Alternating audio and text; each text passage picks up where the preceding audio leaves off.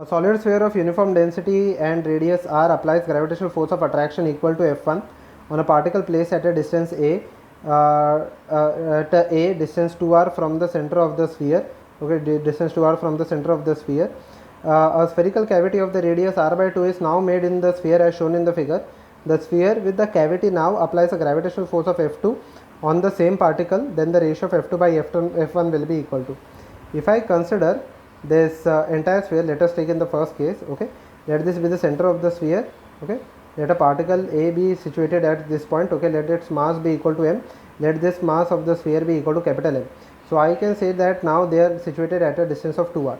So initially the gravitational force of attraction will be equal to g small m capital M divided by, over here it will be equal to 2r, and this distance is equal to r over here. Okay, this distance is r over here. Okay, so now it will be equal to 2r. Okay, now if I draw a cavity over here, okay, let us first see what is the mass of this cavity. Okay, it is a spherical cavity of a radius r. Okay, now initially the radius of the sphere is equal to r, so you can clearly see its diameter is equal to r, that is the radius will be equal to r by 2. Let us find out the mass of that cavity first. Okay, so assuming that it is a uniform sphere, okay, mass will be equal to density into volume. So for the sphere it will be equal to 4 by 3 pi into r cube. Okay, and for the cavity, let the mass of the cavity be equal to m dash. Okay, let the mass of the cavity be equal to m dash. So m dash will be equal to rho 4 by 3 pi r by 2 the whole cube. Okay, r by 2 the whole cube. Okay, so m dash by m will be equal to r by 2 the whole cube divided by r cube, which is equal to 1 by 8.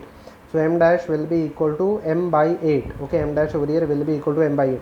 So in the second case, the total force acting will be equal to the same force g m m divided by 2r minus of, it will be equal to g small m, the mass over here is equal to m by 8 divided by, now what is the distance from the center?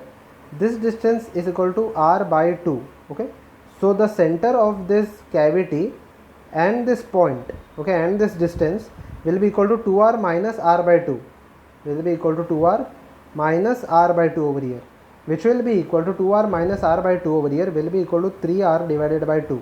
Okay, so basically let me substitute the value over here. Okay, the force will be equal to r square. Okay, so 3, so it will be equal to 3r by 2 the whole square. Okay, 3r by 2 the whole square. Okay, so we have to find out the ratio of f1 to f2. Okay, so f2 by f1, gm and capital M will get cancelled out. It will be equal to 1 by 4 minus, over here it will be equal to 1 by 8 into, it will be equal to 4 divided by 9 divided by 1 by 4. Okay, divided by 1 by 4. So this part can be written as 2s are, this is 4s are. Okay, so it will be equal to 9 minus 2 divided by 9 minus 2 divided by 36 divided by 1 by 4, which is equal to 4. This will be equal to 9s are. Okay, so it will be equal to 7 by 9. So the ratio of f2 by f1 will be equal to 7 by 9, which is equal to, over here, which is equal to option number D.